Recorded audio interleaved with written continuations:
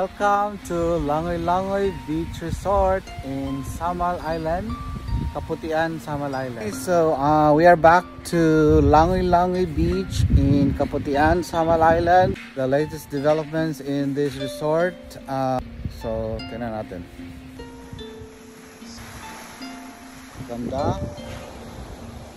Maganda yung ambience. Sun is it's okay. The water is clean. Medyo mag-ingat lang ng konti sa beach, sa water. It's beautiful. Very nice, guys. So, yung tree na to talagang parang swerte itong tree na to, no? They have tents. So may mga family rooms for 7-8 people. Kubo-kubo with air condition meron din, okay? So for more information, check lang natin sa Facebook page ng Langoy Langoy Beach Resort, Kaputian, Samal Island, Davao del Norte tayo, guys. 1, 2, 3, 4, 5, 6, 7. Meron pang dalawang ano dito. Drinking water is free. It's kasama na yan. Then you have toiletries, meron siyang fridge. This is shower area. And then this is the toilet area. Air condition, meron din siyang electric fan. Kitchen, which is going to open next week. So, kitchen area. Ito yung mga bahay kubo nila. Ang ganda. Open air restaurant will open next week. Yung mga kubo-kubo. Look at the volleyball court. Look at the sand. Our bathrooms here.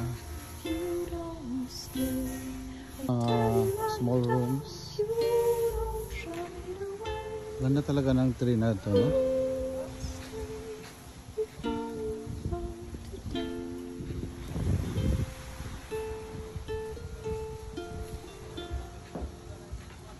Ito parang air condition yata ito. Morning, sisters. More toilets here. Washing area. So pwede kayo magluto-luto dyan. Ihaw-ihaw, sugba-sugba. Naglilinis palagi. So those areas are also for rent.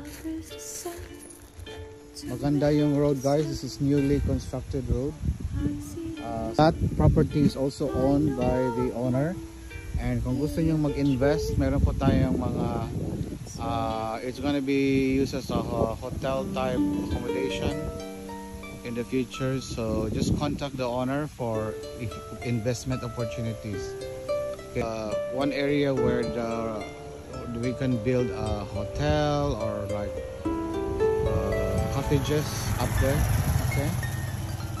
Because guys, the bridge from Samal to Davao nag-start na, so it's gonna finish in 3 years. So this Samal Island properties is gonna be so expensive by the time the bridge is finished. Samal Island parang magiging Mactan Island ito ng Cebu in the next couple of years. So